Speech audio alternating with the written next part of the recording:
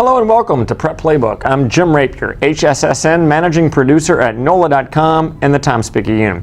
Well, prep football is back, and on this week's show, we'll be looking back at some of the past week's action, including the Jesuit Ponchatoula, John Curtis Mandeville, and St. Paul's Carr games. Also, NOLA.com, the Times-Picayune prep sports writer Jim Derry is here to give some analysis and a quick look ahead to next week. Now let's get started with this look at some of the exciting prep football from the New Orleans area. The Ponchatoula Green Wave, led by standout quarterback and Georgia Tech commitment Christian Campbell, looked to start the season on a good note by accomplishing something it had never done in football: defeat Jesuit. The Blue Jays led the all-time series 7-0. But Campbell, who finished with 147 yards rushing, and the Ponchatoula defense did its part early and helped the Green Wave build a 21-7 lead midway through the third quarter before Jesuit rallied. Blue Jays quarterback Trey LaForge, who finished with 17 of 22 for 207 yards and 2 touchdowns, helped Jesuit cut the deficit to 21-14 and then 24-21 with 4:52 remaining. Jesuit had one final chance and got to the Ponchatoula 35-yard line, but the Green Wave defense made a stand and Matthew Pines sealed the victory with an interception. Several miles away, another strong matchup featured the John Curtis Patriots, top-ranked in Class 3A and among small schools in the New Orleans area, taking on the always tough Mandeville Skippers. The game proved a hard-hitting defensive battle with many key stops, including an interception by the Patriots' Hunter Dale. Curtis got enough offense from running back Dante Jones, who rushed for 148 yards, including a long, winding 86-yard scamper through the Mandeville defense to help lift the Patriots to a 14-0 victory.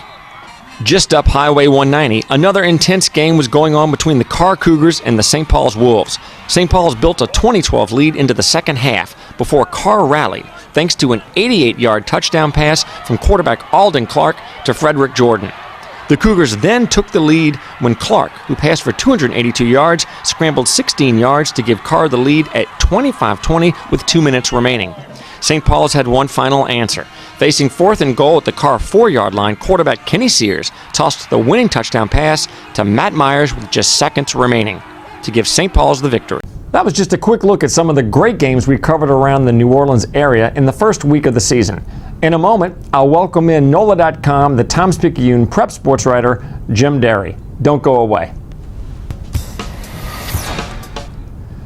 Joining me now is Jim Derry. Jim, that was quite an exciting first week of football. In particular, on the North Shore, you had a great game between Jesuit and Ponchatoula, where Ponchatoula really showed its mettle, and a wild finish with St. Paul's and Carr. Yeah, Christian Campbell kind of took the game over. It's not a big surprise, but a lot of people picked Jesuit to win the game, and look, they're a fantastic football team. I still have them in my state top 10. But Campbell was a little bit better. As far as St. Paul's, some might call that a surprise as well. But I don't think it is. I think St. Paul's, they have some experience that's really going to help them, especially on the offensive side of the ball. And it's going to be an interesting situation with Rhino Krepke and Kenny Sears kind of splitting time. And at least in week 1, it certainly worked. And they'll get a chance to go again this week. They play Jesuit. A big test. We'll see if they can continue. That gives us a chance to move right into talking about our next subject, which is looking ahead to week 2. And let's start with Jesuit, led by quarterback Trey LaForge.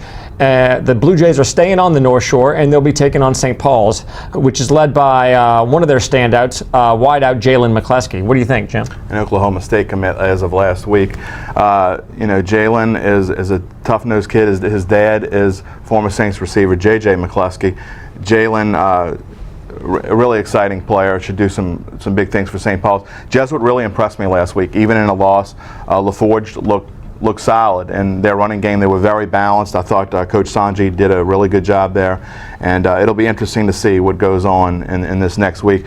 2 really fundamentally sound teams that should be another outstanding game. I think it's going to be one of those ones that comes down to the end again. It's going to be the final minute. You're not going to know who's going to win the game. The people at Hunter Stadium definitely getting their money's worth in Covington. Question. Rummel took down East St. John last week and now travels to take on a Hahnville team that is re-energized by new coach Nick Saltaformaggio. What do you make of this? Man, Coach Salt is never at a loss for words, and you could tell he was really excited about last week's game, even though it was against a down Salmon team. But it should be an interesting game this week. I'm excited to see who comes out the better for it. Rummel, to me, just looks like the best team in the state. I mean, I think regardless of class, if I had to vote, that way, regardless of class, I think Rummel would be my number one team. So it's going to be really interesting. It's kind of misleading. I think they went into East St. John and won as big as they did. I think it's going to be a little bit tougher. I don't know if Heineville's better than East St. John, but I think they're going to have a little bit tougher time this week. And it'll be interesting to see as well if Chase Forkay can continue the momentum on offense. And we know how good Rummel's defense is. Well, speaking of big wins, or impressive victories at that, Warren Easton's coming off a one when they traveled to Santa Ma and won that game, and they're led by some standouts in their own right, and Tyron Johnson and Deshaun Capers-Smith. And they'll be riding that momentum when they take on West Jefferson this week. How do the Eagles look? As talented as they are, I have to say, and as tough as it is to play at Santa Ma, we all know that, but it was kind of surprising that they struggled as much as they did. So I'm really interested to see how they go into week 2 and if they improve a little bit. I think they've got their work cut out for them. So. Well, first couple of weeks of the season, work the kinks out, and if they play to their talent level, this team could be really dangerous by the end of the year. Well, and they play in one of the toughest districts of the state, and certainly I think in 8-4A. I mean, in Class 4A, you look, they're in 9-4A, but if you look in 4A, I think they have the toughest district for sure, and again, maybe the toughest at all. So they need to be ready by the time. Staying in that area, how about Carr? Coming off that tough loss to St. Paul's, they'll square up with another rival in St. Aug, led by Leonard Fournette's little brother Leonard, who had a great second half last week. And this is a huge game in terms of rivalry and all that. How did you see it playing out? Well, I don't want to get lost in the shuffle how well Stanley Morgan played in that game as well against McDonough 35 this past Saturday.